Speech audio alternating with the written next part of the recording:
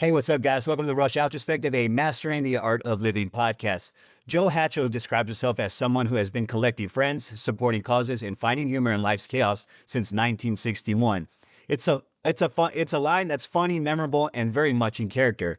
Anyone who has spent time around Joe quickly notices something else. She carries a lighthearted, jovial spirit that seems to put people at ease.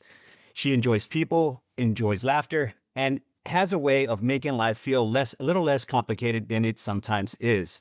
But the more I learned about Jill's story, the more I realized there was a lot more beneath the surface.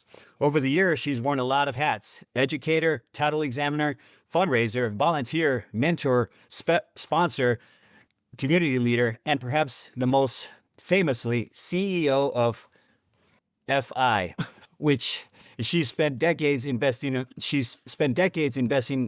in people, supporting charitable causes, in encouraging young people, and building relationships that have stood the test of time. What interests me most, however, isn't what Joe has done. It's how she became the person she did. What experience shaped her? What lessons changed her? What has she learned about friendship, purpose, resilience, and living a meaningful life? Today, we're going to explore those questions and a few others along the way.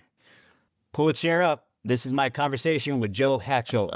Joe, it's a pleasure to have you on the Rush Out Perspective, a Mastering the Art of Living podcast. And as I was reading the introduction, the cold opening, what thoughts went through your mind? My thoughts that I'm northeast of the county line and my friends would be just amazed because I don't do it. So you're very special, Russ. Thank you. You know, and I will be nice that the Dallas County and Collin County traffic treated me well today. So let's get that out of the way. Yeah. Nobody ran over Grandma Joe.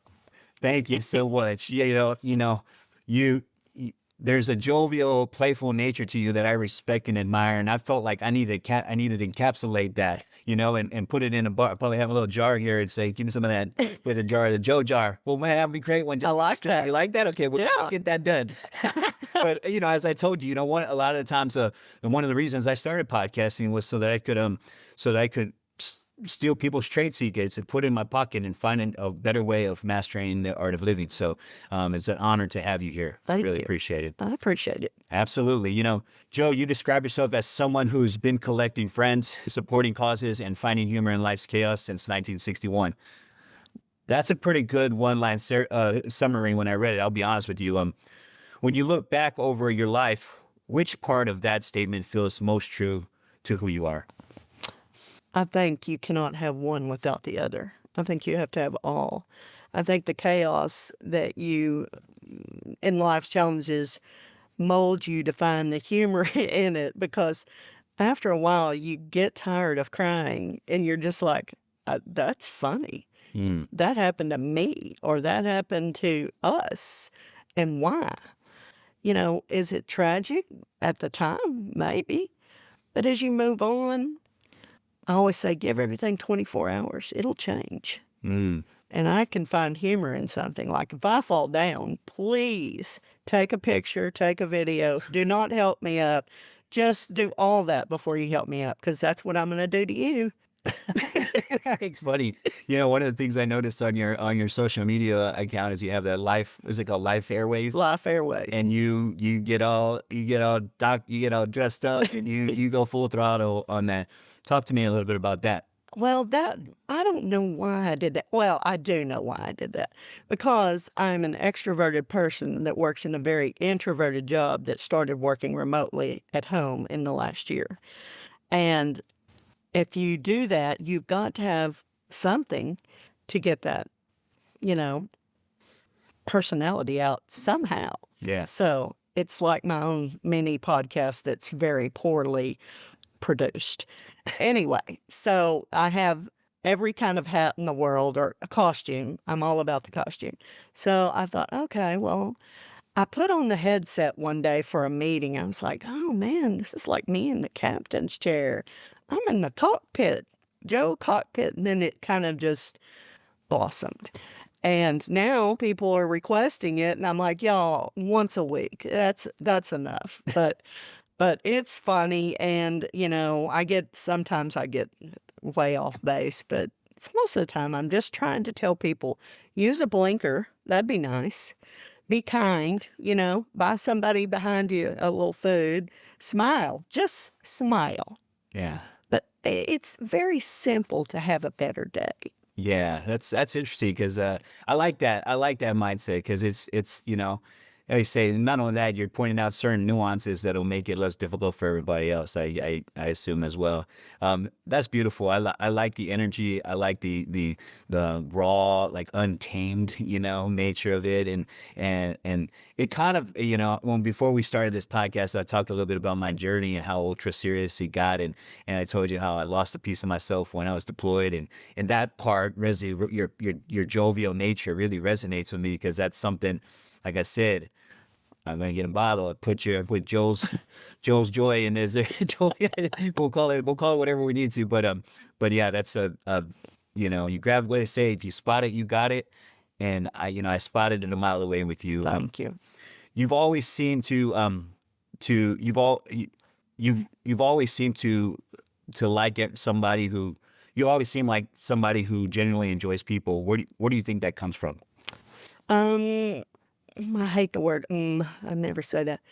I think just as a young child, we had a group of friends in Justin. I call it Justin, America, but Justin, Texas. And there was 817 in the population, okay?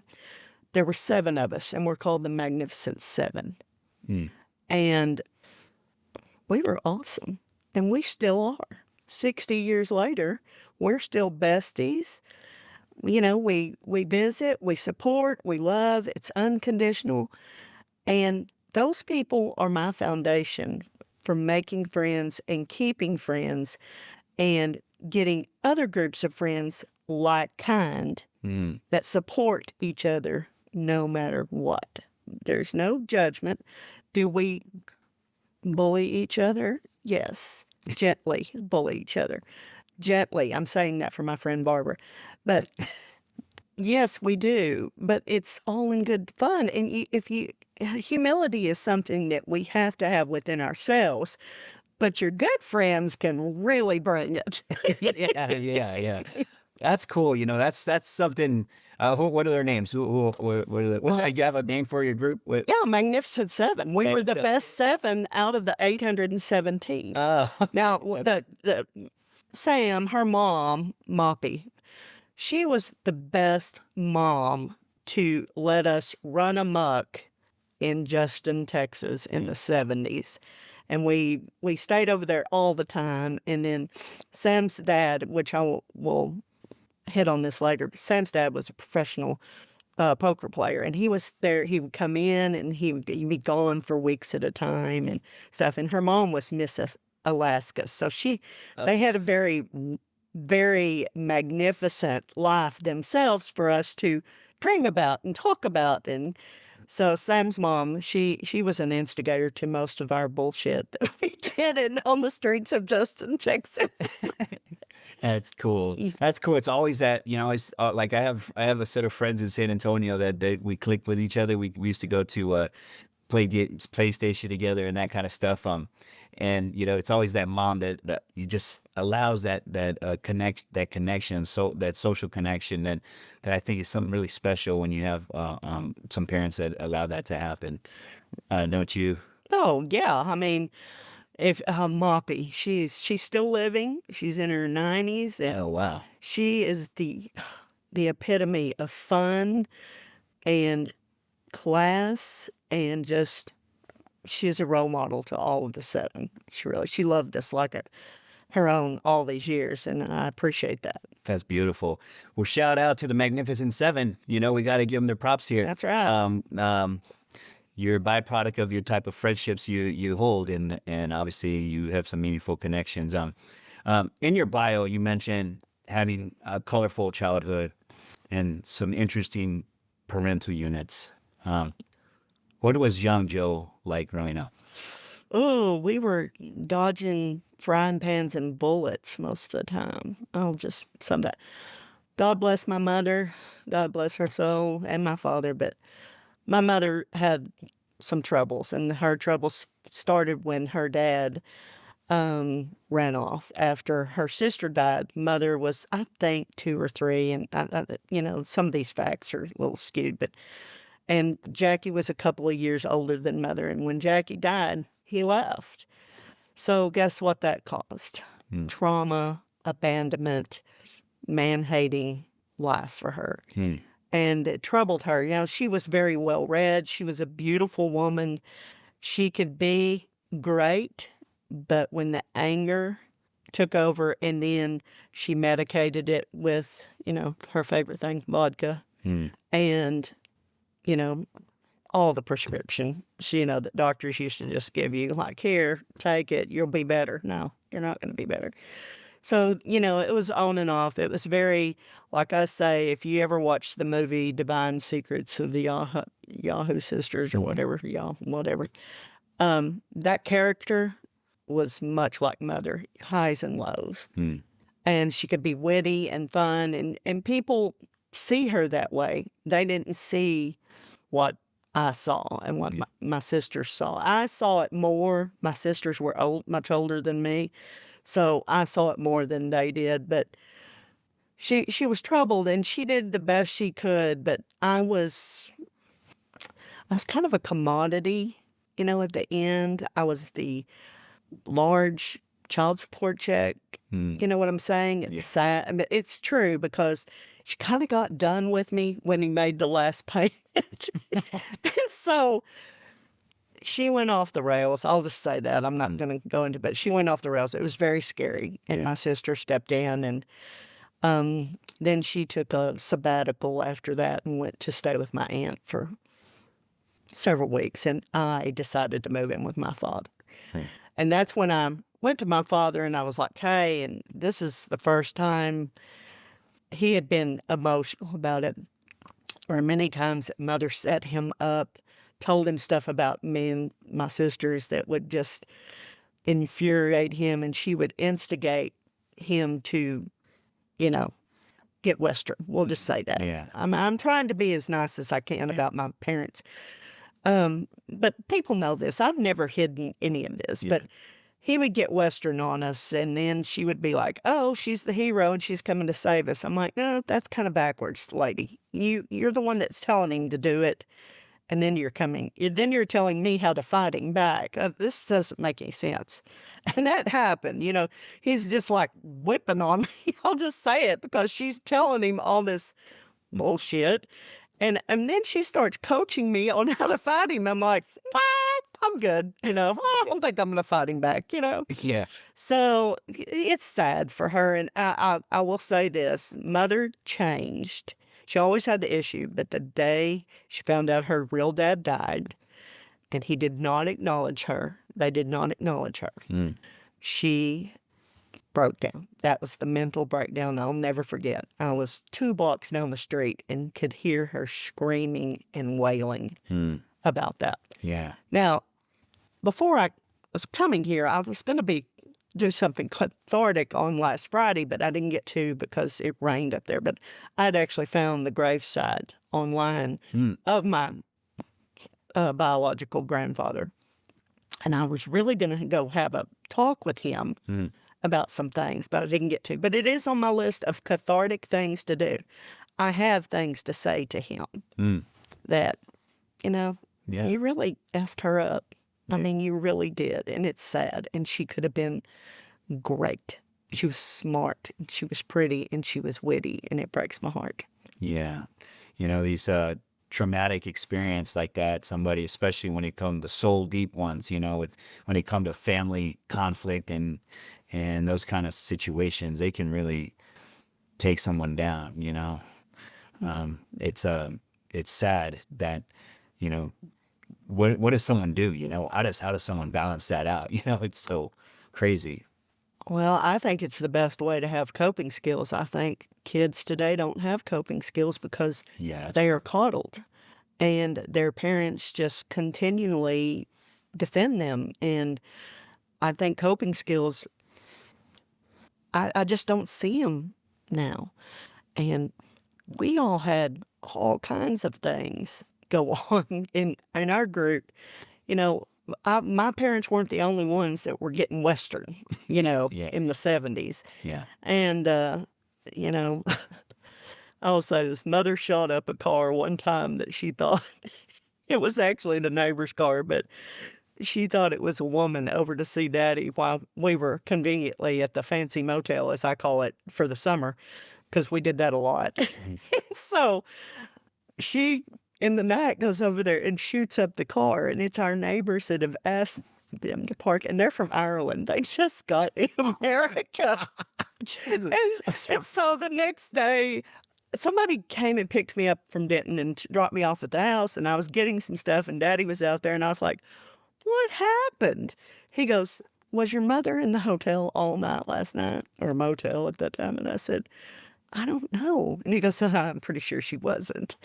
And so the deputy sheriff came, and he was my best friend's granddad, and he looked at the car. He looked at my dad, Barney. He's like, my dad couldn't say the word Dolores. He called her Loris. And he goes, well, what are we going to do about Loris?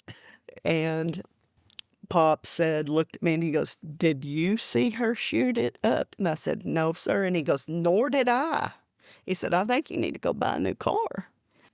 And that was the end of it.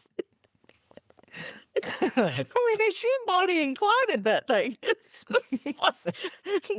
I was like, that poor kid that was in my class, my neighbor, he could never speak to me. He couldn't look at me. We were together in school for another 6 years. He could not look at me. I was like, I felt so sorry for him. I'm sorry, Sean. You could look him in the straight eyes. I know, his mother and dad they were not happy. Oh my God, that's funny. That's funny. I know when you were talking, I said she shot up the car. But wait, what did I just hear? Oh, yeah. So one time, God love her, she decided she was so mad at Daddy that she would go kidnap my grandmother, his mom. And she drove her around like counties for hours, the 4 counties for hours. And she had a gun of some type, probably a shotgun or something. And she would just keep telling my grandmother how the son of a bitch he was. And my grandmother kept saying, I know. My grandmother never got upset. She just kept agreeing with her. At some point, she was going to take her home, and she finally did. It's like, okay. Wow, that's crazy. I think your mom and your dad had 2 different definitions of going Western, I guess. Oh, Daddy could get Western, but he liked to get Western, like, out in the crowd, like he wanted to whip somebody. This is the typical barroom, Oh, yeah. He would only pretty much defend himself with mother. It's like, oh, here's a frying pan, pow. Oh my God, that's crazy. That high conflict, that high conflict parenting, when there's high conflict and one parent resents the other one, it puts a lot of strain on that. I had that same situation. My mom despised my dad like with every ounce of being, and I knew about it for all my life until they caused something, until they saw what was going on with me, and if they forced an issue. Did anything like that happen where things did it ever come like where they had some reasonable reconciliation at all, along the way? Or? Well, that's the sad part. I think they so much loved to hate each other, but truly loved each other. When Mother got sick with cancer, they had been a long time, divorced. And Daddy had been married like, I don't know, 82 times, no, 7, I think. It's hard to count. Mother was on her 3rd marriage, but when she got sick, it hit him. And he was just he got married during that time, and he had been married, like 9 months. And Mother passed away in November, and the best friends of ours that were growing up, her son came home from the funeral, and he goes, I don't think Barney King's long for this world. And she goes, what do you mean? And he goes, there's something not right. He wasn't sick or anything. 3 months later, he was gone. I think grief hurt him. Of course, his 9-month wife at the time was hard to digest, we'll say. But grief got him. I think that he regretted that relationship on the fact that they couldn't make it work at some point. Hmm. Honestly, I think Daddy loved Mother way more than Mother ever loved Daddy. I think she just wanted out of the house, Hmm. Yeah. and so she married him. It's very sad. Yeah. Yeah, it's pretty sad. You seem to find humor in almost everything. Has that always been part of your personality, or did life teach you to laugh through some things? Well, after what I just told you, Yeah. 15 minutes, Yeah, I think I answered that question. you didn't really have a choice, but Yeah. you better laugh or you were going to go crazy. Yeah. I mean, and my niece and my nephew, because I don't have any children, but my niece and my nephew, we're constantly, still got it, haven't snapped. Look at us, doing good. Adulting. I mean, it's kind of a joke. We're like, because my sisters, they had some trauma because of that, Yeah. and I just handled it differently, and I hate it. I hate it that they couldn't be happier. My one sister's gone. One sister's very sick right now, and she's, and I just wish that their life could have been a little bit happier. It's, Yeah. I loved them. I love them, but we've had our trials and tribulations too because of the pain. Yeah. Yeah. I think I can let the pain go, and they kind of they wanted to hold on to it. Yeah. And that stuff, that pain, it'll neurologically mess you up. Oh, I've been down. I was in a bad, mentally, I was in a bad depression about it years and years ago, but I dug myself out, Thank God. We're sitting here like kind of reminiscing, telling stories about these dynamic stories of everything, and it sounds like a movie. I scratched the surface. I'll just tell you.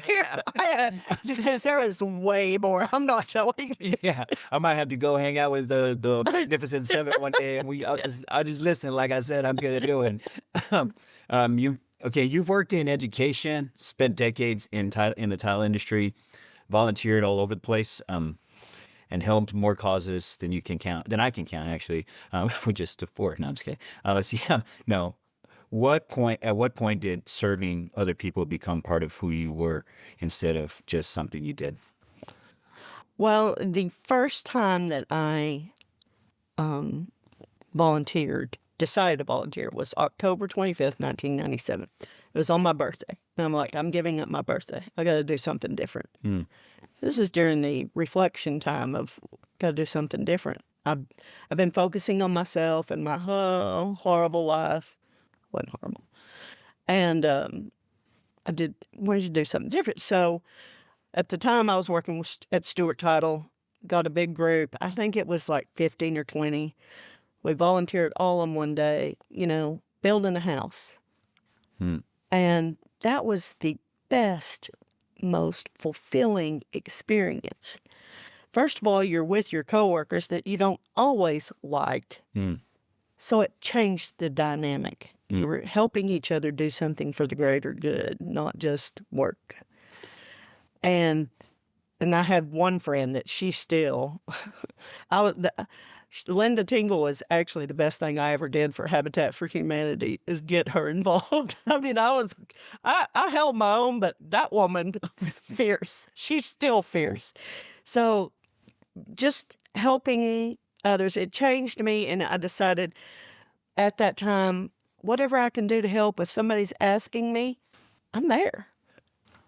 And it's pretty funny because a year ago, the Air Power Foundation at the Patriot, Tony Fenolio was sitting there with me, and I hadn't been around any of these people. I didn't know. Met Kevin that day, and so I went. We had a blast. We had a great time, and Tony looked over at me. He goes, "You're going to be full in this," and I said, "No, I'm not.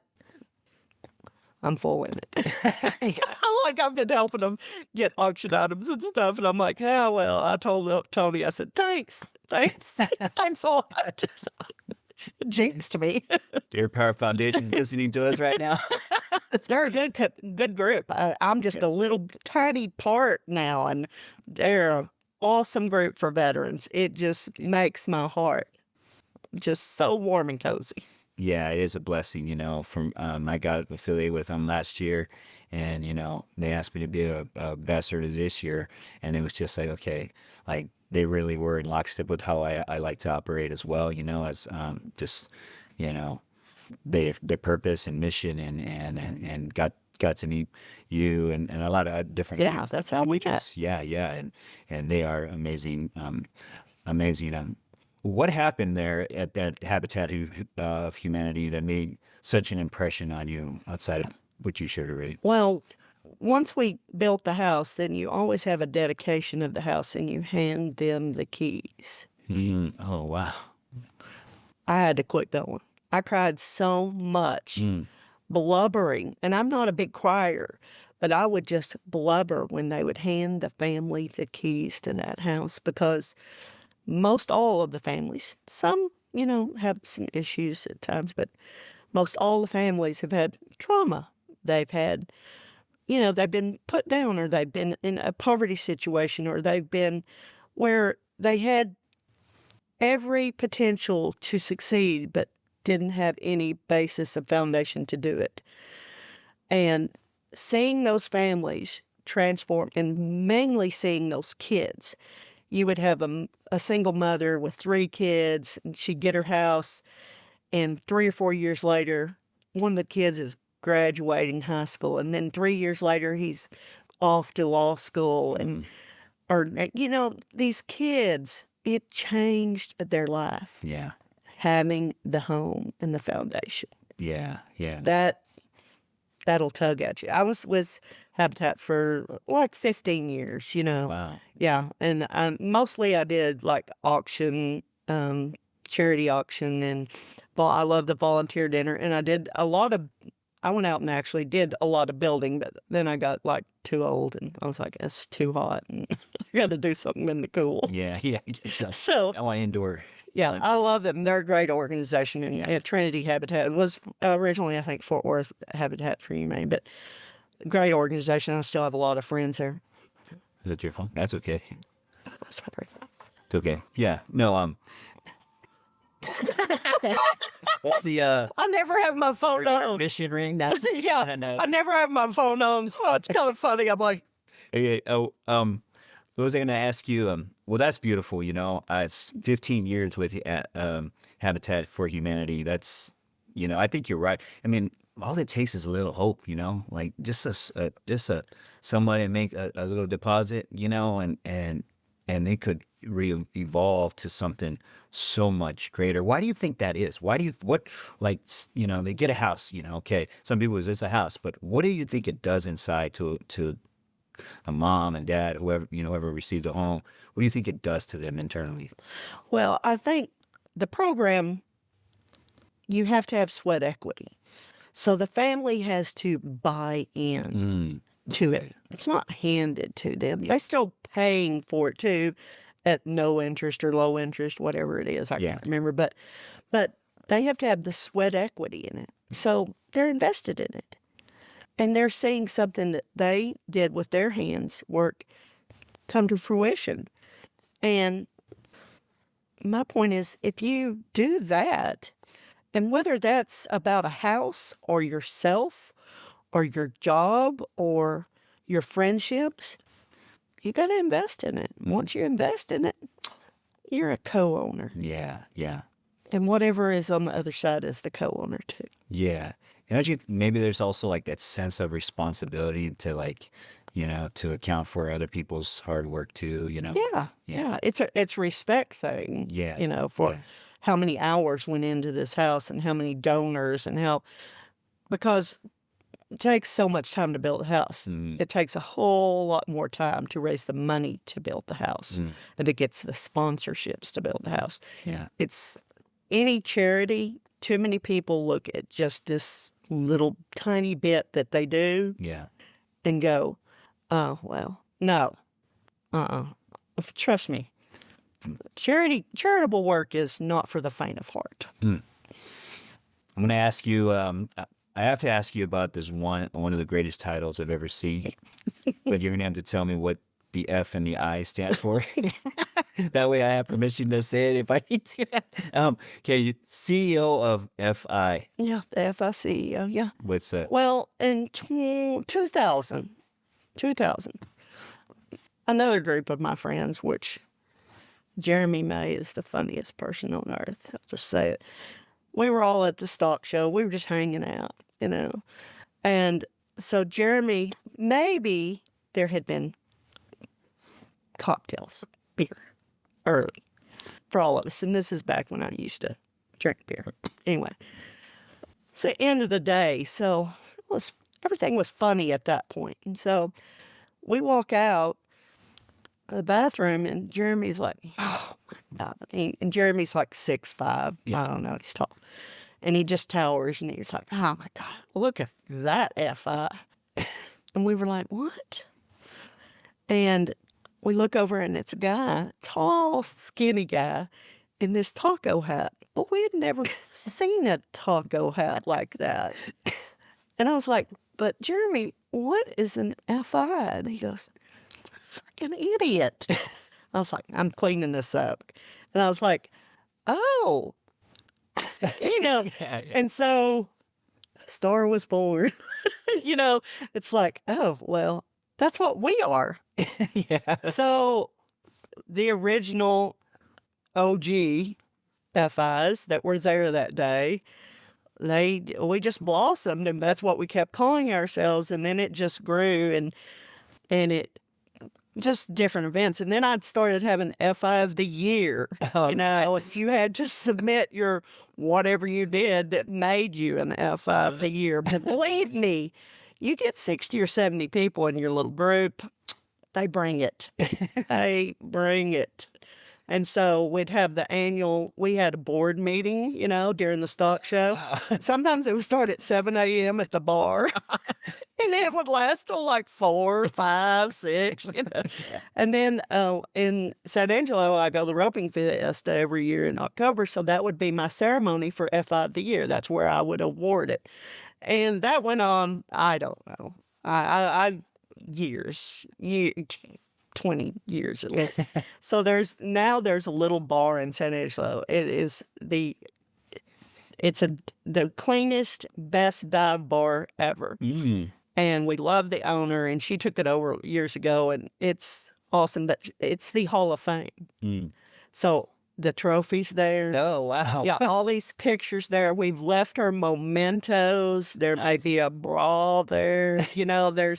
She has all these mementos of the FI, and I quit giving the trophy out. I was like, okay, y'all are just all old now, and you're just now, what are you now? Fine individuals. So if the church crowd asks us, we're fine individuals. And actually, I came up with fine individuals years ago when we started doing charity work. So I would get this group of people. Okay. And I'd say, hey, help me. And this is when I rolled into Texas Cowboys Against Cancer in 2010. And they brought it. I mean, I had so much great support, donors, sponsors, attendees. My FIs brought it. So that's when I said they're fine individuals. Mm. So we grew up. We're adulting now. Still, it can lean the other way every once in a while. But I love those people because they showed that they cared about me, but they cared about their community. Yeah. That's beautiful. I mean, not everybody has that kind of social, that I would say, I want to say charisma or, that congeniality, but what do you think it takes to have, to have a group like that? What do you think it requires of somebody You have to love on them. Oh. You have to be there for them. Mm. You have to be accessible for them. Mm. And you can pretty much ask any of them. I've been very accessible for years. Mm. Before Uber, Jober. Before Uber was even thought of, because I'm a night owl, all these different FIs, hey, I need a ride. You betcha. Because you know why? Mm. I drove drunk when I was young, and I didn't kill anybody, and I didn't kill myself. So I owe it to the community to get someone off the street. Yeah. We all did it. Yeah. If you were a drinker back when you were young, you all did it, and you shouldn't have done it. Yeah. And I'm so happy that God spared me that. Yeah.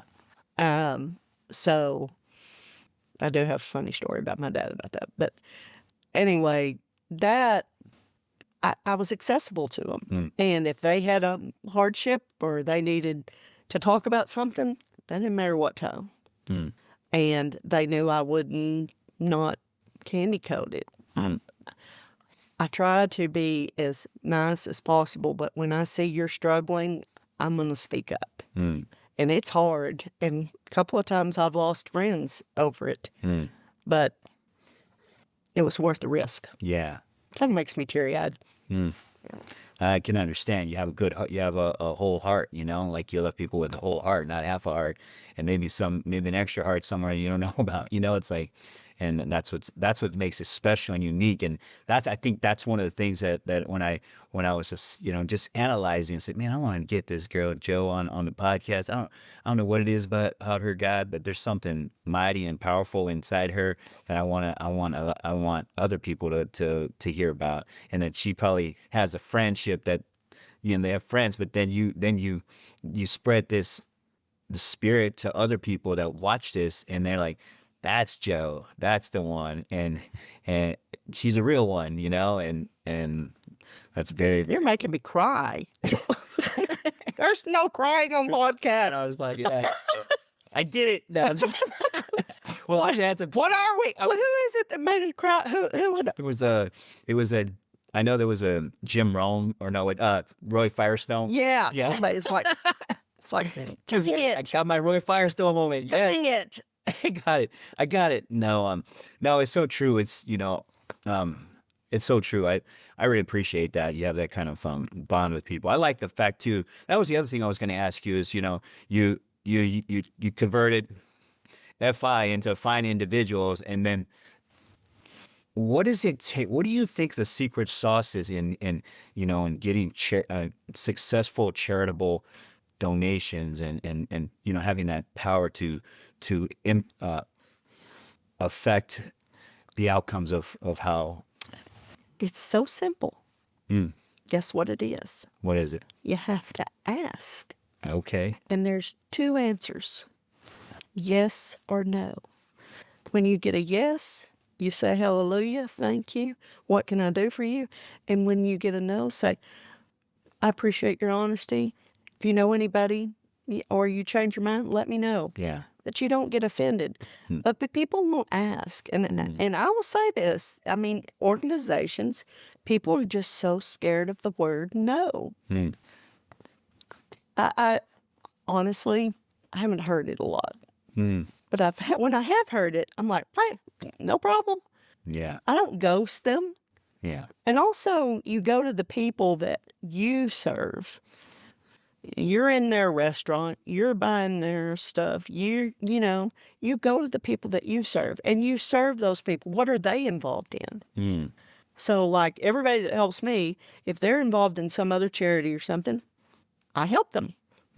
I'm probably would go broke. Wayne would say, oh, I wasn't supposed to mention Wayne. He said he wanted to be very stealthy in this, but he's my dear husband. But Wayne would say, oh, yeah, you know, we won the lottery. She'd give it away, you know.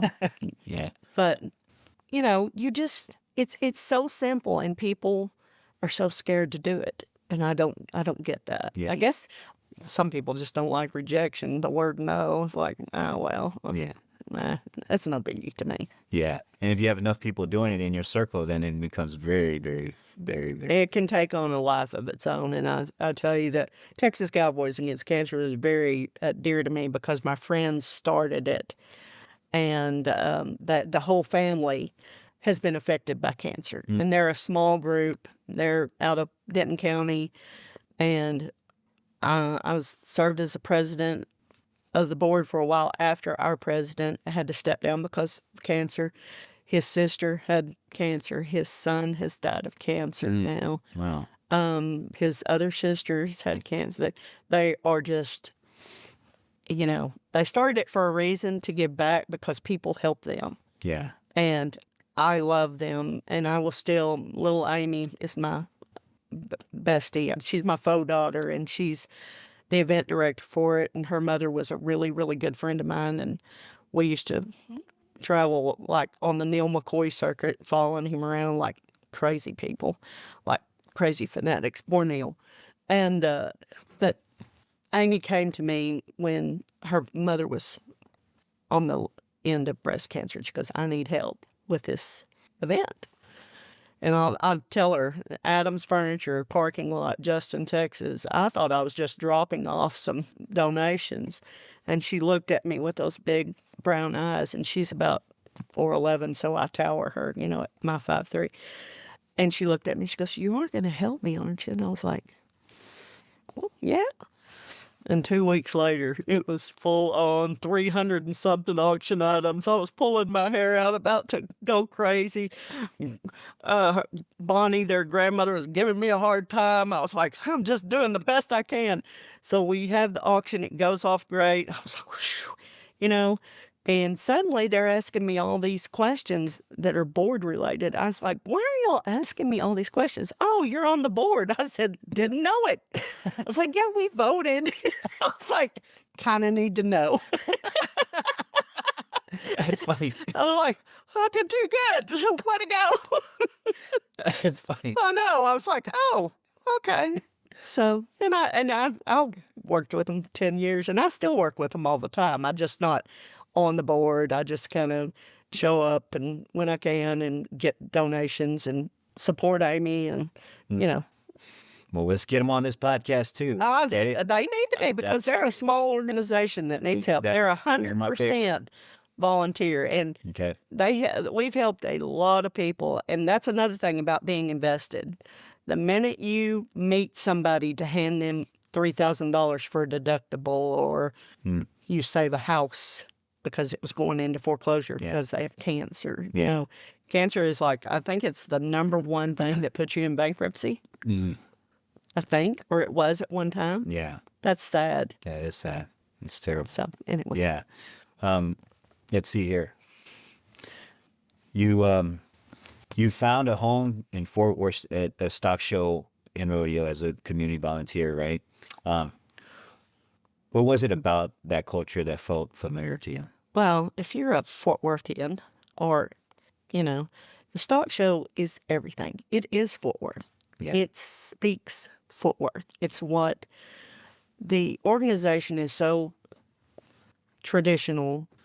And, you have over 2,000 volunteers, and you have a great staff. It's kind of amazing of the production that they put on compared to what people think. And people think, oh, well, what do they do all year? What do you mean, what do they do all year? Have you looked around? This doesn't happen like overnight. It amazes me. People think they just sit around all year. I'm like, 2028. They're already working on 2028. Yeah.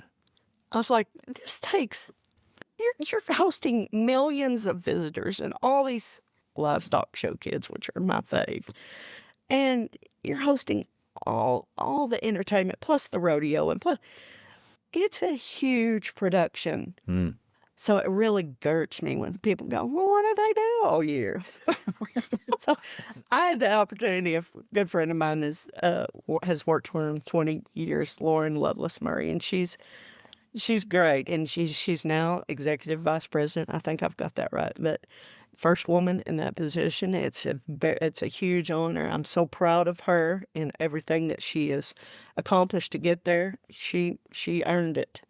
Every bit. She was the equine horse show manager for years, but Lauren's a good egg, and she just kind of brought me in, and I was doing stall office like when she was horse show manager. I'd help with the stall office, and I would bring all the snackety snacks for 3 weeks, 3 or 4 weeks, and I would put their snacks in and get their little kitchen area ready, and beverages, and then I'd go by and check on them, and I'd make sure Mike had tea every day, and, just little things. It was the best job because everybody loves the snack queen. Yeah. So I would give myself, I'd give myself titles, long titles like senior executive vice president of, snacks, or, then I would make fake little badges, and, it was just a joke. But Blas, Lauren's husband, Patrick, who calls me grandma, and everybody thinks I'm his grandma. I'm not. It's funny. He's a big part of it, gets it set up and stuff. So he and I have a big time when we go on our load up and let's get this set up, and we argue and fight and, just have a big time. But yeah, they've afforded me that privilege to do that. Now Ashton Dunkel is the horse show manager, so she's my new boss. Yeah. And sometimes I help out in the office. I have a little bit right before the show, a couple of months before the show. I've done some of that. And then, of course, sometimes then I help during the rodeo as, just trying to get people in their locations and host and whatever they need me to do. But I'm telling you, it's an absolute privilege and it's an honor to work with all those people, because that is some rich Fort Worth tradition, history, and there is some good people up in there. Which also leads me to being involved in the calf scramble committee. Now, that's an all-male committee, and that's fine. But I do help them get sponsorships because I love to sponsor kids. And so I really get involved with the kids. When I get my kid for the year, man, I'm on it. I'm talking to them, visiting with them, going to trying to promote and mentor them, trying to show them somebody you don't even know cares about you. Yeah. And so we have the herd. That's another group of ours. And it's 5 women, and we're the herd, and we're the sponsor for the calf scramble. So the herd, see, if you look at my text groups, everybody's in a group. I have like 25 groups of text messages. Everybody has a name. Like there's the Broke Ass Bitches LLC. Everybody has a name. There's the OG Hand Therapy Club. OG Hand Therapy Club. That's a whole nother story. Yeah, I was like, what is that? I don't know what that's going, but whatever it is.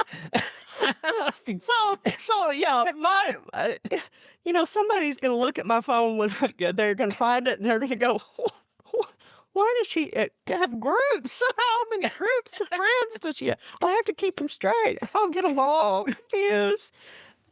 That's funny. I wonder if I get put in a group, let me know. So I can block your number if I don't like the names. Well, I just now used your number for the first time today. Yeah. We're great communicators. I know. It's like, oh, I'm in the wrong place. Oh, maybe you should have called me. Oh, maybe I should have. That's funny.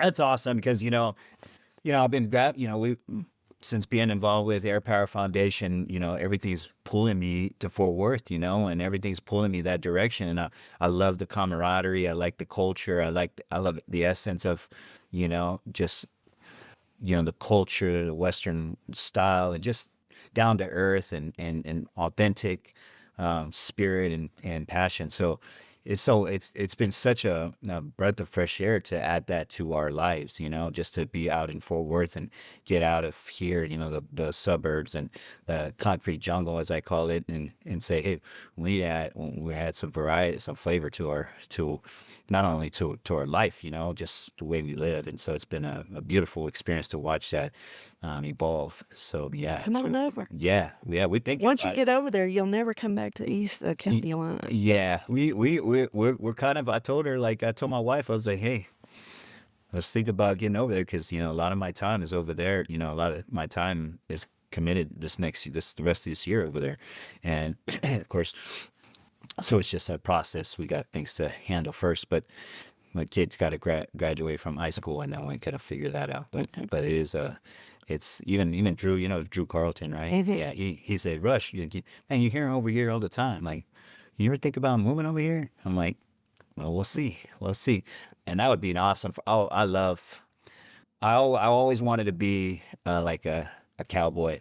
I wanted to go on one of those trail rides and go do one of those rodeos where they go to trail rides and then they go to a stock show or rodeo or Yeah. whatever. And I've always wanted to do that. Let me ask you a question. Let's see here. You light up when you talk about helping young people like you just did through sponsorship opportunities. What is it about investing in the next generation that means so much to you? Well, because these kids these days do not have a lot of support from outside sources. And ag kids are different because ag parents are different. And these ag parents work hard and they go to a lot of expense for their child to have that experience. And it gives them confidence, it builds communication, and just, having somebody you don't know go, you can do this, you got this. Yeah.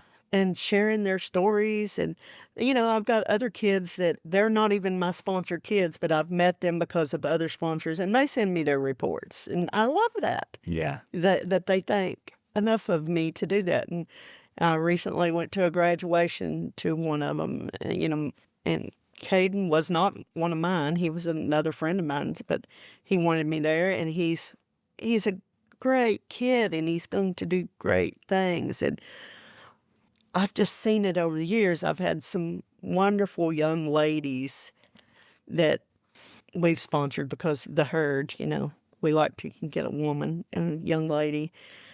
And it's amazing what they're doing. I'm still in contact with them, and they're my friends. And I see that they're getting married, and they're having, going to school, and they're accomplishing, they're graduating college, and they're making life. They're rocking it because they had a good foundation. Yeah. And I like being a tiny part of that foundation. Yeah. That's awesome.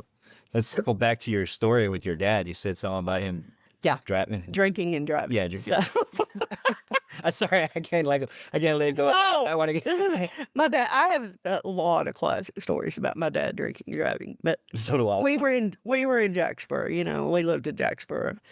And so one time, my friend Charlie and I were the bartenders at the country club. And so we clean up, we go to leave, and we go outside, and Charlie's car's gone. And we're like, where's your car? And he goes, I don't know.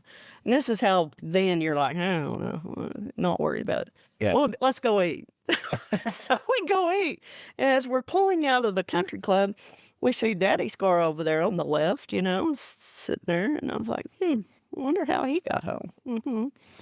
We go eat. Nobody says anything. We're thinking that somebody's played a joke. Nobody says anything. I'm like, wonder where your car is, Charlie. So we go to my house. Oh my God. And the car is sideways. Charlie's car is sideways in my garage. What? And we go in the house, and Daddy is cooking his famous chili and eggs, as he does, in his underwear and his little wife beater T-shirt. And we're like, hey, where's your car? What? Lots of colorful language. In the GD garage, and somebody stole my GD radio, two-way radio. And I was like, no. I said, where's the keys? We're in their GD car. So we go out there, sure enough, his keys are in Charlie's car. Well, evidently the Ford house was keying all the same key for all the cars in town. Oh my So, God. you could just drive in his Ford in town. It was literally so sideways. It was like, Daddy, that's not your car.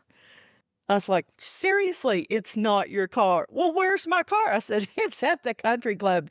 You walked out the back door and got in Charlie's car and left. Your car was way down on the first tee or whatever, He's like, well, so my radio's not stolen? No. So the second one is he got stopped right there in front of the courthouse. Oh my God. And, they were gonna, okay, he's not far from home. We'll just you can go home, And You can make it. so, and they're right there, at the jail. And so Yeah. he goes to get back in the car. No, my But the God. problem is he got in the back seat. No, my God. And they said, well, we're just going to walk you across the lawn now. You're going to need to stay here. Oh my God. Oh man. He My dad was very legendary, and he was as funny. Oh, he was hilarious. I mean, hilarious. I think that's where my wit came from because he was funny. Yeah, that's awesome. I think we both have that kind of commonality too, because my dad, I mean, he had a like you had that bar at the bar. He had an asshole corner, and all his buddies they would all sit around that corner and they would all. He was the life of the party. He was the guy. Mhm. I have a song called "King of the Barstool" that I wrote. It's on Spotify and it's about him being the king of the barstool, and Oh, yeah. just having all the be the life of the party and how much I admired him and his. And that, so I resonate with what you're talking. Oh yeah, for sure. that's it's a wonder he didn't kill anybody driving either. Like, Yeah. he did fly off a couple of bridges there on the Grayford Highway going to the package store, but Yeah. luckily he made it. He was driving my husband's car pickup right after my husband met him, and we were dating, and he's driving Lane's pickup down there, and he tells Lane about flying off the bridge, driving, and Lane's like, "And you're driving my pickup?" He's Yeah. like, "Oh my God, what am I doing?" Oh my God. Well, okay, we got a couple more questions. We'll wrap up. This podcast is called The Rush Retrospective, Mastering the Art of Living. After everything you've experienced, what do you think people get wrong about living a good life? They get hung up on the past. It paralyzes them. Yeah, The past paralyzes people. that's true. They can't move on. They can't. Sometimes maybe you can't forgive, or or you can forgive and not forget. But I just know a lot of people that are having issues with, say, their kids or whatever. They just can't let that past go, and they want to blame. They want to blame, and they want to victimize. And I think the words victimize and bullied and blame and I don't know. All those are just overused. Yeah, yeah, You got to be bullied a little bit to Yeah. have some skin. 100%. I don't want you. I'm not. There's some mean bullies, but a little bit.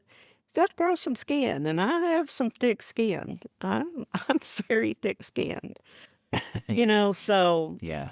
as I call it, I always say to people, I was like, we're not judging. We're having observational conversations about what you're wearing. That's all we're doing. Maybe what you're not wearing. Yeah, that's funny. Okay, last question. When it's time for you to transcend this life into another life, how do you hope people remember you? She made me laugh. She made me giggle, snort. And I made her laugh and giggle, snort, because there's nothing I like better than not being able to breathe when I'm laughing. I'm like, I want to laugh so hard that I can't breathe. And I have got a ton of friends that get me to that point. I mean, they're all in my, text chain. I just want to make someone laugh every day. Awesome. That's it. And if you can do that, then you're happy. You should be a happy person. Yeah. And by the way, I do love my husband. He's very stealthy. He's like Bigfoot. Nobody sees him. Sometimes people are like, "You're married?" I was like, "Yeah, well, 30-something years, Kids? No. Yeah. Okay. And I was like, "But we've never met him." I'm like, "I know. He's very stealthy." It's kind of like Dolly and her husband, Yeah. know.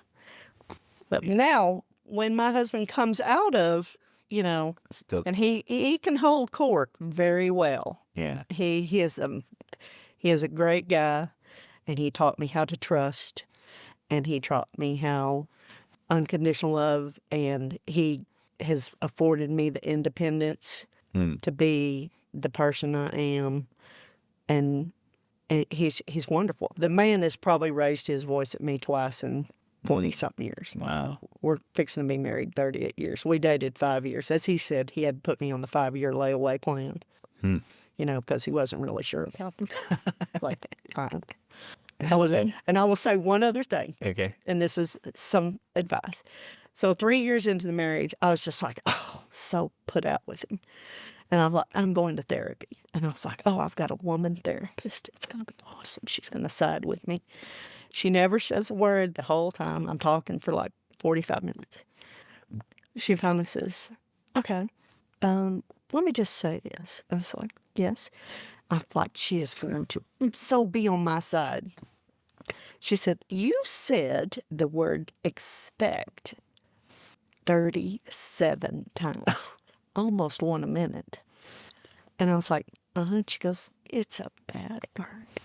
Because if you do not communicate your expectations with that person, you have set them up for failure. Best advice ever. Didn't go back to therapy. I was like, I am healed. And I tell people all the time, you better worry about that word, expect. Not use it, not have it. And if you do, you better communicate. Yeah. So that's, I would say, best life lesson. That's awesome. Joe, it's an absolute pleasure. It's been an absolute pleasure to have you on the podcast like I anticipated, capturing the essence of who you are and the joy that you emote and the jovial nature. Your stories are crazy and awesome. I know there's a whole lot more. You could probably do a whole podcast on that. That'd be awesome. But I felt like I said, like I told you, the essence of who you are, it's what really permeates. It brings life to the people around you, and I recognize that like right away. And I was like, man, I got to get that girl on my podcast because we're trying to get some people that can shape this world in a different way and make and bring some magic into people's lives. So I appreciate you. I like that. I like it. I like to spread a little magic. Bippity boppity doo. Awesome. All right, guys, that's it for the Rush Hour Perspective. As I always say, have peace and light in you, and remember, that the ocean refuses no river.